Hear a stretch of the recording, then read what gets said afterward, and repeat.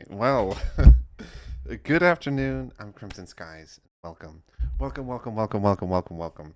So, this is kind of an update video, I guess, on my thoughts and opinions on the matchmaking phasing, right? And kind of why I disagree with it, and then things that I believe we should be doing instead to take things in a different direction that I think would make the game far better and more interesting and dynamic than what we have now. Now, the thing is, I actually just spent 30 minutes recording this and I didn't have my mic, so I apologize. A bit worn out already. But let me kind of go over some of the basics, right? Because I actually wasn't going to make this video initially. Well, I wanted to initially, and then as I was telling people my ideas, I was getting a lot of backlash from the community from it, and I was like, oh man, maybe they were telling me back then it was like super toxic back then, and the game wasn't actually as fun as it was as it is now, and I seriously I had people kind of fight me on everything I'm about to say, and it's only seven things. I only have seven things that I'd like to see them start working on that could be fairly easy to do, right? And would be significantly better to the health of this game and the player base of this game if we did that instead of what they're trying to do, which I don't want them to do at all. I don't think matchmaking phasing is the way to go. I think it's one of the actually literally one of the worst ways you could have taken APB. I think it's like I don't actually understand how you can fuck up this bad. But the reason why I made this video, the reason why I went through with making this video in the first place is because my wife was asking me why I play this game anyways, right? Because when I'm sitting on the computer playing APB, I do nothing but like get frustrated. I'm constantly complaining. You know, it's never fun. It's never really that fun of an experience for me anymore. And so I wanted to show her. I wanted to show her kind of how APB used to be and why I kind of can't really move on from this game. And so I showed her this ad a couple days ago, and I saved it because I wanted to be able to show it in this video. And I think it was this one, but she ended up scrolling down after watching it. And this is one of the most underrated games of all time. Just love it, can't get enough. Someone else called it like an underrated masterpiece. Someone else said it was their favorite game of all time. And it's just like nothing but praise, right? A lot of people really saying it was I mean, pay to win, but that some things, right? Some things never change. But there's an absurd amount of praise, and I didn't actually expect it, because once again I think I got gaslit. Okay, I'll just be honest.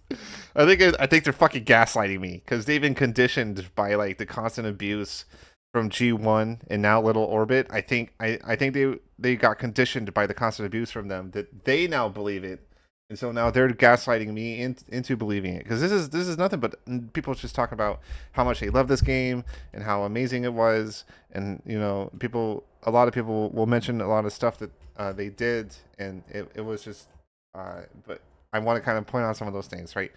The few I remember reading was someone was like, oh, someone gifted me a car, and it had like a Praetorian symbol on it, and I guess he was a criminal. He had to have been a criminal, and because he was like, and then I played a mission, and my teammates were really confused, and he was laughing about it, and I was like, oh, social interaction, right? The social interaction.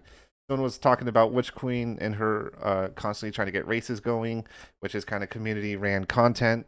Um, and then other people were kind of just goofing around. Someone was talking about how he witnessed someone as he was driving around, and that was his memorable moment, right? Which is the more dynamic dynamic interaction that we used to have with other players. And technically, yes, you can still witness, but nobody ever like does like the criminal acts in populated districts anymore. So the chance of people really doing that nowadays is kind of slim and small. And so and but it was all about an open world MMO sandbox experience where the players will be given the like tools and creative freedom to be able to kind of make the content for the game, to be the content for the game, right? That was kind of the idea behind it. And Little Orbit's kind of taking a different direction. They're trying to make it a very systems heavy, systems based uh game where they funnel us down a very specific experience, and it almost feels like they're trying to cut the player like away from each other, right? It's almost like they're trying to take the community aspect out of APB, especially with the matchmaking phasing. I have their little roadmap here. Um, And I just kind of want to point out why I don't think this is such a good idea. Okay, because they mention that they are just going to kind of throw you into a different every. So it feels like um right here they're just gonna pull you into a different district every single time you find a match, and so every single time you ready up, they want to make it where you load into a different district. So every time you want to do something, every 10-15 minutes, you're going to be staring at a loading screen. But more so than that, which this is actually absurd to me. It's actually mind blowing. So the streamer mode thing, right? They want to make it where you literally go into an empty district with streamer mode. So not so so they're gonna make the game as physically boring as they possibly can for the streamer version of this game. That's so nonsense to me. They're literally trying to cut the community out of this game and hide the community from any form of public perception or systems. And this really concerns me with kind of their vision, because they mentioned how they want you to basically just sit in social district. They say right here, they don't want you to even bother going to financial waterfront. They want you to just go to social. You kind of like hang out in social. You ready up in social, and then you load into financial and waterfront. And then every time you want to play another mission, right? You ready up, and then you load into another district to play your mission. It's just it sounds god awful. Like genuinely, it doesn't sound like a good idea at all. And let me explain why, right? So this actually kind of reminds me of the raid system in World of Warcraft, right? Which was the social aspect behind that got completely obliterated as soon as they implemented the matchmaking for that. For anybody that is even aware, but I think it was a pretty well-known thing that like literally the social aspect behind raids was completely gone after they implemented it. Everybody just had AFK, they'd ready up, and then it just load them into a dungeon, and then they'd run through the dungeon. Nobody would say anything. It would bring you back to that section. You'd ready up again, and it just would keep doing it, right? That's all people do now to power level, is they just sit there AFK and don't speak to anybody. Raid guilds were like, made completely meaningless, and the entire social aspect where you'd have raid guilds maybe advertising, and trying to get people, and then everybody would come together, and then the old and the new would meet, and they'd socialize for a bit, and then you guys would travel out to that location, and then you'd run the dungeon. And I understand that it was all for like convenience, but it made it where it was so beneficial to just rely on the game's system to do all the work for you, that all of the social aspects and the social structures it was created to be able to do it in the first place is gone. So and that's what it kind of reminds me. It's just an absolute destruction of people really communicating with each other. Just go in this social district, sitting AFK, and then you ready up, and then it just loads you into a different district. And the other part of that is the very identity of districts themselves, right? Financial and waterfront. I think they're going to make it where it's pointless to really even use district chat. Why would you talk to anybody? Because either they're going to be fucking plucked out of the district, or you're going to get plucked out of the district mid-conversation. Maybe there's 2 or 3 people talking. One of you never know when they're just going to disappear, right? Because they're just going to hit ready up and it's just load. And so I think it's a terrible system. I think it's going to make people not want to communicate with each other. I think it's going to make people just grind missions all day. And once again, that wasn't, I mean, I understand missions was important, but it was supposed to be more focused on the social and dynamic systems that we had back in the day than just solely relying on missions. And they're so focused on missions that they're literally destroying everything else in this game. The other part is like ram raiding, right? What enforcer is gonna, especially if you load into an empty district, there's no reason. It's just gonna kill that system too. It doesn't sound like a good idea at all. It sounds terrible. The streamer mode sounds even worse. It sounds boring. It doesn't sound fun. There's no engagement. There's no community. There's no dynamicism at all. The fun is going to be completely gutted from the game in favor of combating toxicity and griefing. That's insane. That's actually insane to me. It doesn't make sense why they're trying to change the very identity of APB from that open world MMO sandbox to a lobby based shooter. I think that's terrible. You're literally combating the very like core DNA of what made APB so special and unique in the first place, right? You can, let me show another one, right? I close it. I didn't. Did I? Yeah. Okay. right? Let's go to another one. I saw it as I scrolled. Where one of the old real-time world ads. Oh, did it disappear? Oh, must have disappeared. Okay, well, still, um, but people were praising APB in the past, man. Seriously, praising APB in the past, right? You go down here, and what's the fucking still one of the best third-person games ever. When's the last time anyone said that about APB, man? You know, just fucking don't. It's just nothing but praise. This game had nothing but praise. Literally, what, 9 years ago, 10 years ago, 13 years ago? Fucking, it's insane to me that we've strayed so far from the game that it's almost borderline unrecognizable to what it used to be. And Little Orbit is still trying to take it further from what made it so fun and engaging and unique to making it literally where nobody's ever gonna fucking, you know, see each other in financial waterfront. They're destroying the very identity of financial and waterfront. They're destroying the very importance of districts and the little social circles that was normally made within those individual districts. Okay, I think it's it's like they're trying to kill all social aspects at all and funnel us down a very specific experience that's completely system reliant.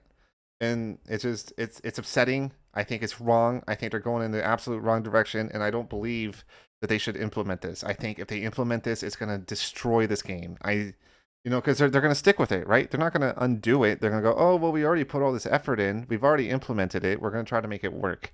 I don't think they're going to, please don't do matchmaking phasing. I think you're literally going to go down a road of destruction if you do it. It's going to really not save this game, because who's going to want to play it, right? All the old players, because I heard you guys wanted to advertise after you do the matchmaking phasing. All the old players that see it, they're going to come back and find that the game's literally unrecognizable, right? They're gonna find that everything's gone, and then they're gonna be like, this game is literal dog water, and then they're gonna leave, right? All the new players coming in, right? They're gonna be sitting and staring at a loading screen every 10 to 15 minutes. They're gonna call it Starfield 2.0. They're gonna see that, they're gonna try to talk to people, I'm sure, and no one's gonna fucking respond because they're all AFK waiting to ready up for missions. So I don't think it's a good idea. I don't think anyone's gonna want to play this game. It sounds like a literal abomination of what APB was supposed to be. But I'm not just gonna go away with this, right? I have 7 things that I believe they can work on literally right now. I think they'd all be fairly easy to implement. I think it'd all be super simple for most of it, except for maybe number 5. But I'll get into the detail with what these are, right? But we need to start taking incremental steps in the right direction. And I swear to God, if we just do these 7 things, these 7 small things, I have a whole laundry list of things I think we should do. Okay, it's not just these 7. I've got like years I could tell you guys what to do. It would make this game so fucking good and so dynamic and so engaging and so social, and it just make it such an amazing experience for everybody. I genuinely believe that. But let's just go down. Let's just go down this list, right? So number 1 is VoIP. This is actually the most important feature that made APB so unique and fun and special. Okay, all those random engagements that you could happen, all the little rivalries that you would make, all the little drama or friends that you could make. It put a personality to the name, right? I have a friend right now who, when we match against bronze and silvers, and it's kind of because he'll play initially, but as soon as it kind of becomes obvious that they're not going to be able to beat us, he just sits AFK, right? He doesn't want to play anymore, right? Because once again, they're faceless. They're just silvers. They're bronze and silvers. Who gives a fuck about their name? You don't know who they are. There's no connection there. There's no engagement there, and the only thing you can do nowadays really is focus on gunplay, right? And it just kind of, he gives up, because there is no way he can push himself or to get better, because he's playing against people who are worse than him. But what if we had voice chat, right? What if he, kills us over, and then he's like, he kind of hits that point, right? He's like, man, these guys suck. I'm just not going to play, right? I'm not going to bother playing. But then the silver goes, yeah, fuck you, you suck. And then, My friend's gonna be like, you know what, fuck this guy. I can't believe you just said that. You know, fuck it, I'll keep fighting. And then he spawns back. He runs in. He engages the bronze because APB will always do this, right? He'll engage the bronze. He'll fight. He'll be fighting the bronze, and then the silver will pop out from some like off angle, catch him in the open, and kill him. Because APB always does that, right? As soon as you want to do something, it like screws you almost immediately. And then that silver runs up to him, fucking teabags him. He goes, yeah, you suck, you know? Once again, something simple. Just a simple scenario. But that would make him, you know, absolutely riled up. Now he has to play the mission. Now he needs to put them in line, right? Now he needs to kind of beat their asses, you know? And it creates that rivalry. It creates that social engagement. It creates that dynamic, more memorable missions that we used to have. Because missions used to be kind of fun sometimes. Because you'd get that shit talk happening, right? You'd get those kinds of engagements. You'd sometimes make friends, you know, and you could always mute people if they were like toxic. You literally had the option to mute, or you could just disable district chat in general. VoIP gave you that choice, so I don't know why people give me backlash for VoIP. It's nonsense to me, and the worst part is because I did this before, so I don't think I did mention this, but they said that with the 64-bit update, right? That is a virtually plug and play system now. Seamlessly integrate the required work, right? So it sounds like it'd be super easy to do. You spend what, 2 weeks on it, and you could get it in the game like no problem. 1 week, who knows how long? Because I don't know how it would work.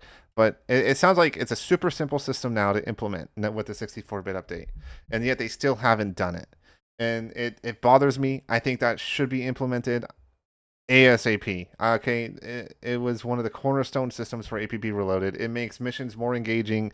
It makes just the game feel more alive and involved in general. It puts personalities to the names of players now that you're playing with and against. It'll create rivalries and all sorts of like just more social dynamic engagement, I guess, right? That's a buzzword I'm using. But yeah, VoIP super important. Okay, crazy important. I don't understand why they haven't brought it back yet with the 64-bit update.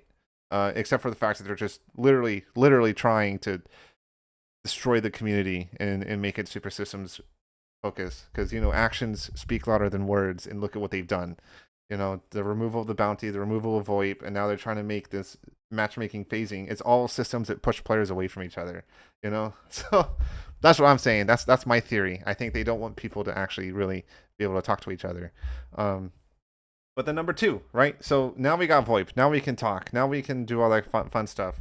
What else could they do? Leaderboards, right? So, make it where it tracks your points, your mission points. Have it track your kills, your wins, your kills, your assists, and your objectives, right? But have the only thing that matters be the points accumulation. And then that would give players an incentive to want to kind of grind out missions, to play more. You don't even have to be good to get like 2,000-3,000 points. You just have to kind of play, and you'll really grind out those points, I'm sure, pretty easy. So that would give everybody an opportunity. Obviously better players, I think, would clearly get more points than not as good players, but it would encourage people to play better instead of this current like mentality that most of the community has, where they embrace mediocrity, where they embrace complacency, and a lot of people don't want to strive to do better or to get better. I think we need to incentivize people to want to play better again. And so bring back leaderboards, bring them back, bring that shit back. And of course, update it with the point system, and then also have a second tab for clans. If you did that for clans and for individual players, you're going to see a massive resurgence in clans. You're going to see a massive resurgence of people wanting to play together and grouping up more. And clans will desperately be grouping up more, right? Because you guys want to get those points. You guys want to, obviously get up on that leaderboard and have it last a week, and then reward Joker tickets like the top 10, the top 20. It could be anything, right? Reward, the top 50 for all I care. Every week, every Sunday at like 11 o'clock, people just get a nice little handy dandy reward. And I think that would add a lot more engagement. I think that would make clans either go like one of two ways, right? You'll have like the hyper elite clans who only want good players, and then the clans that just mass recruit, going down the strategy of getting as many people playing as often as possible. So you're going to have all these new players joining, and then these clans scooping them up right? Giving them weapon mods, giving them vehicles, kind of walking them through how to play the game. So now you have a system, a social player run system that will take care of the new players and encourage them to want to keep playing and encourage them to want to do better and improve themselves. Okay, and I think that would be massively good for this game if we added VoIP and leaderboards. But of course, something that I've always advocated for literally years is bringing back the old threat. Okay, bronze 1 to bronze 10, silver 1 to silver 10, gold 1 to gold 10. And then when you hit max threat, and this is the reason why I missed this feature. Okay, when you would hit max threat, when you join a district, it would warn everybody in that district that you like just joined, right? So it kind of pushes that whole like, make a name for yourself aesthetic that this game used to be all about. Making gain a make a reputation, find carve a path through the people and go above and beyond and be remembered and be recognized, kind of thing. And I think it's really important that we bring that back, and that would incentivize people to once again want to do better, to play better, to really, improve this game instead of just embracing, mediocrity, like what G1 really pushed people to want to do with the district threat segregation. Because all it did was punish anybody being gold. It was terrible. It wasn't fun. NA, at least in NA, right? Because you couldn't play in the gold districts because nobody played the gold district, so you had to play in the silver district. And the entire time, you just be getting shit on by like silvers and bronze, and I guess greens if you ever saw a green, who were just like, "Oh, get the fuck out! We don't want golds." It was a super toxic system that literally made everybody just D-threat. Right? I couldn't D-threat. I was gold 8 by the time they simplified the threat system, and I was still super tryhard until they implemented the district threats. And when I tried to D-threat, I literally couldn't. I was like permanently a gold. I guess I don't know. It sucked. But yeah, kind of encouraging people to want to play better, and I think it gives people a better idea on where they are in the threat. Okay. I never really agreed with the simplification of the threat in the first place. But I do think they did good with the matchmaking side, at least G1 did. Not Little Orbit. Little Orbit, Jesus Christ, bro. You guys don't know what you're doing. But then after we do that, right, people might start getting burnt out playing missions, because obviously I'll play for maybe 2-3 hours and then I burn out and then I just quit, because there's nothing else really to do unless you want to mess with the symbol editor or the music maker or design clothes or something. But in terms of playing, you can't really do anything else. It's all been gutted from this game. So, I mean, I say gutted. I don't think there was too many things you could do in the first place, but there was a few alternatives. Kind of like ram raiding was a bit more fun and engaging because there used to be like clans that would commit to that, which isn't the case anymore. But I think we should kind of bring incentives to ram raiding, right? Kind of how the district threat segregation worked, where like golds will get a negative 50 income playing in silver district, but bronze will get like a plus 50. I don't know. I know they got increased money. I just don't know how much because I was never a bronze. People just told me.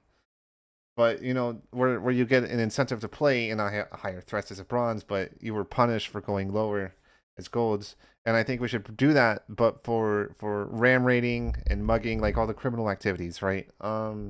Criminal activities. Where when you do it in an empty district, which is what a lot of people do, they ram raid in empty districts now. You get like a negative 20 income from it, right? But if you play with one enforcer in the district, there's no negative. It's just kind of 0. You get the standard amount. But if you play in a district that has 10 enforcers, you get a 50%, income from all the ram raiding and criminal activities. And then if you are in a district with 25 plus enforcers, then you get 100%. So you can get double. And I think that would incentivize people to want to group up with 4-man little groups and do their raids through the system, to really kind of grind out that money. But to counteract that, and I swear to God, it was in the game, and people keep telling me I'm wrong, but they could be right because I only really played criminal during the real time world era, 2009 era. So I honestly couldn't tell you, to be honest, if it was on the enforcer side or not. But as a criminal, and it's still in the game, you can see it. if you ram raid, if you mug, if you steal a car, if a civilian witnesses you, there's a chance that they're going to pull a phone out. You know, they'll take a picture or they'll call the CSA or something like that, and then it'll tell you that you were reported for committing a crime. Okay? When that happens, it should send a notification to all of the enforcers in that district, or at least maybe the ones that aren't in a mission.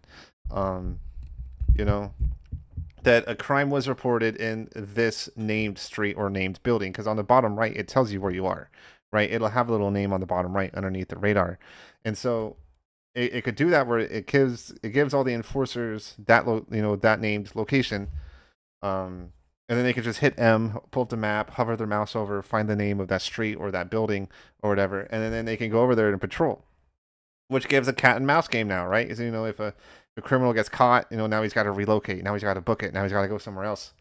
But in the enforcers, but if he's complacent, the enforcers will probably start rolling through, and then they'll find him and witness him. And if he's by himself, he's probably screwed. Or if it's a crew, maybe enforcers will try to group up with whoever else wants to go patrol.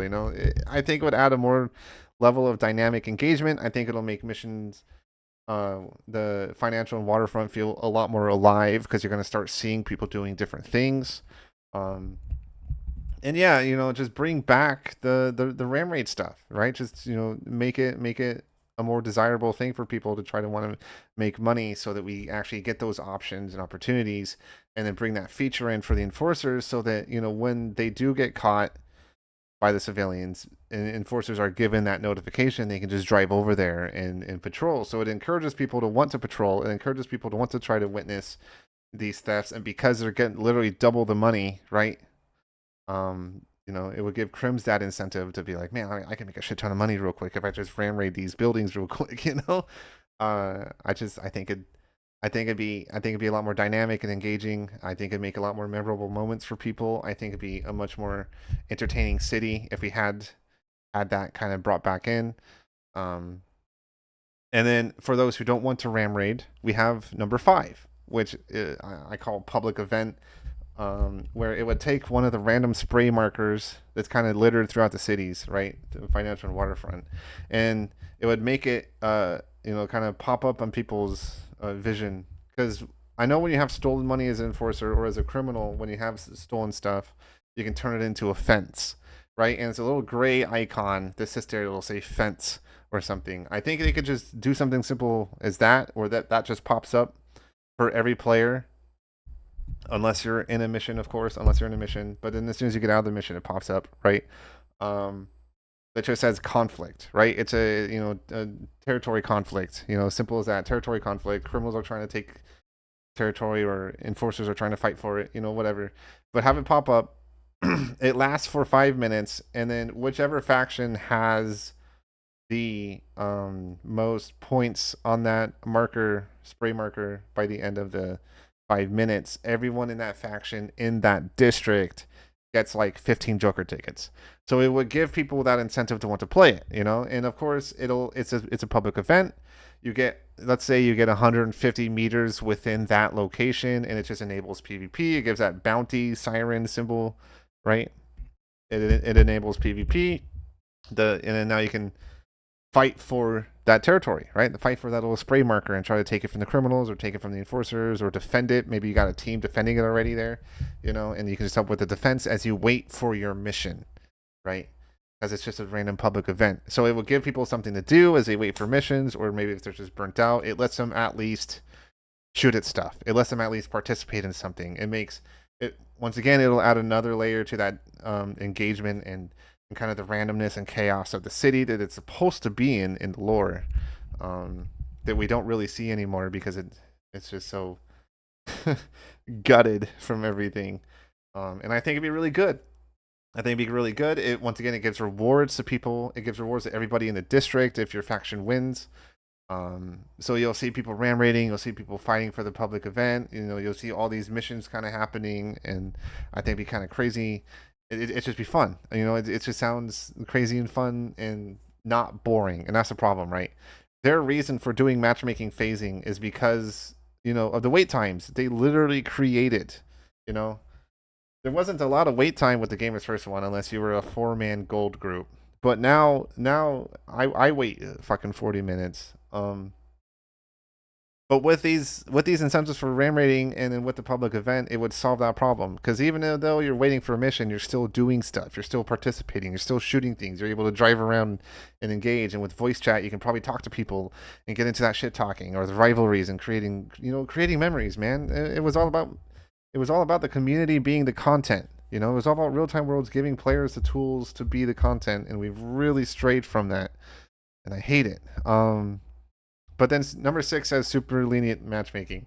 So my idea behind it is because we already have clans scooping up new players, trying to get them to stay, trying to get them to play better and want to play more often and stay on.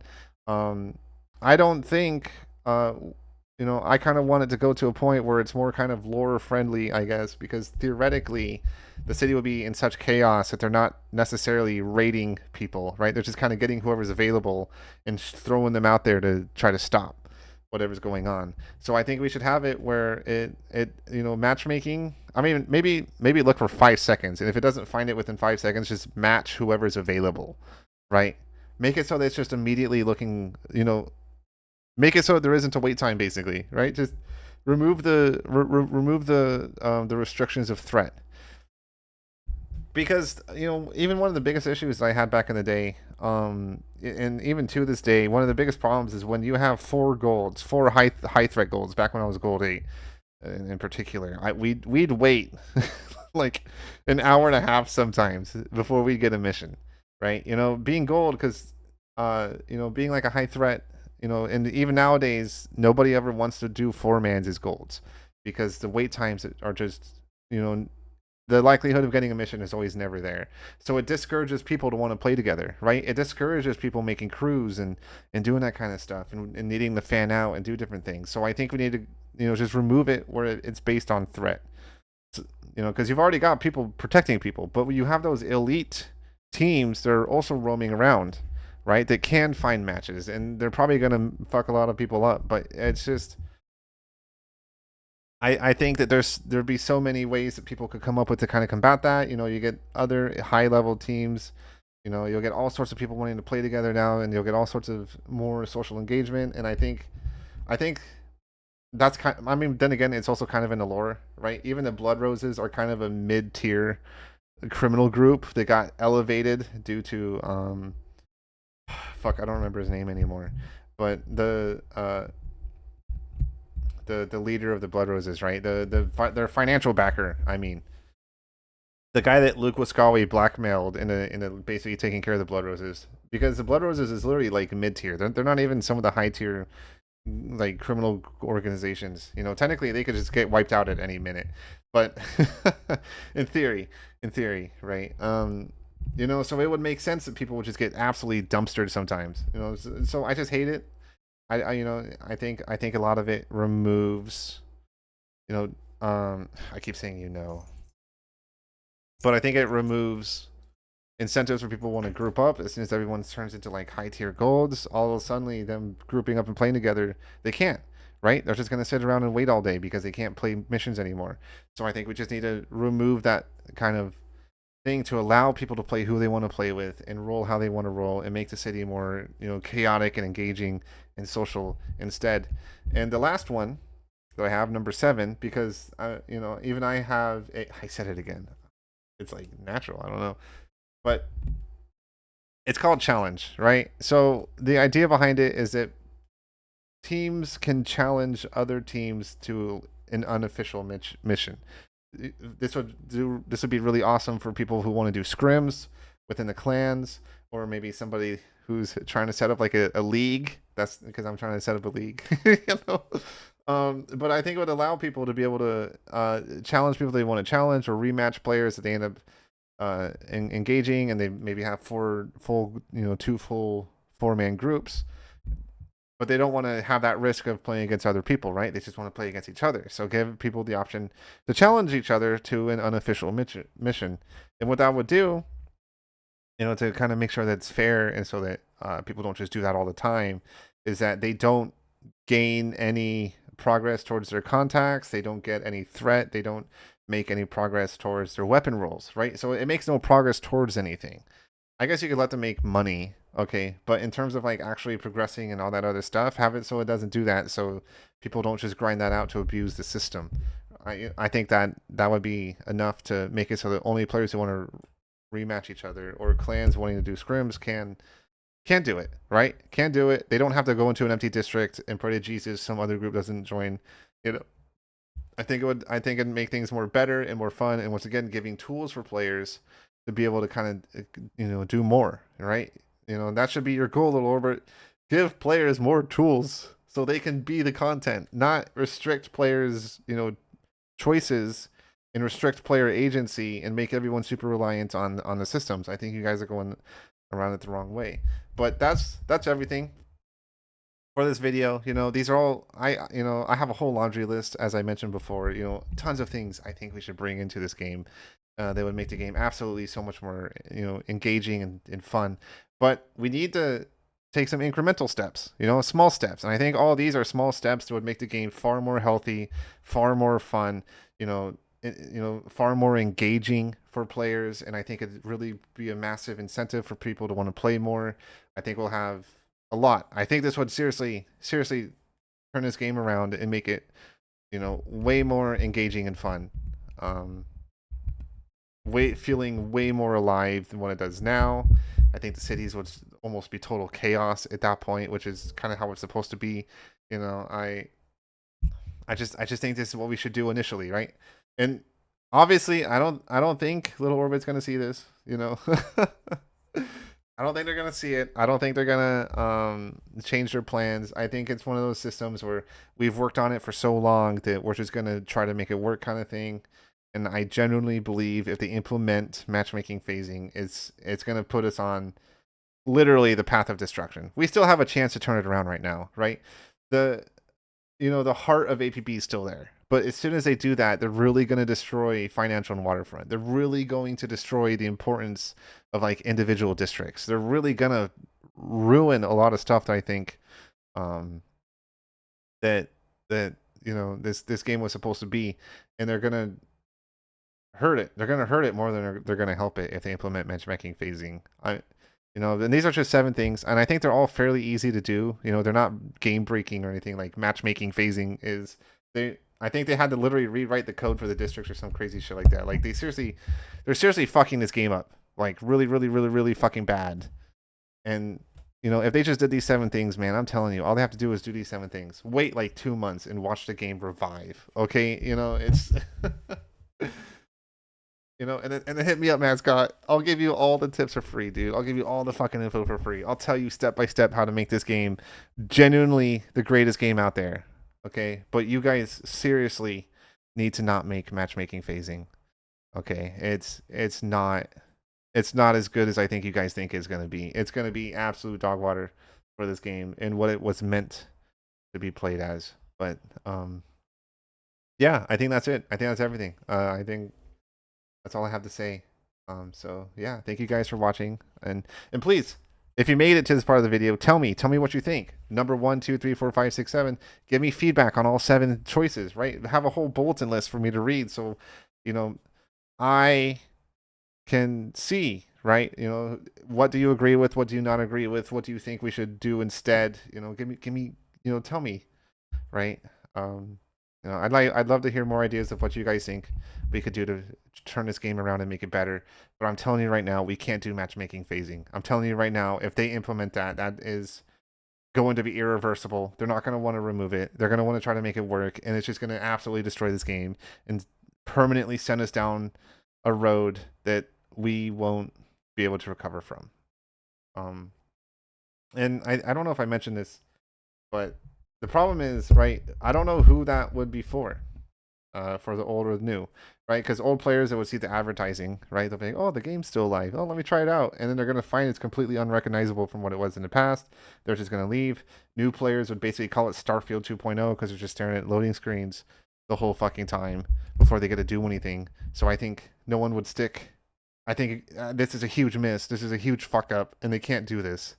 That's all. That's it. That's it, though. I'm done. I'm done ranting. Okay. Bye, guys. Bye.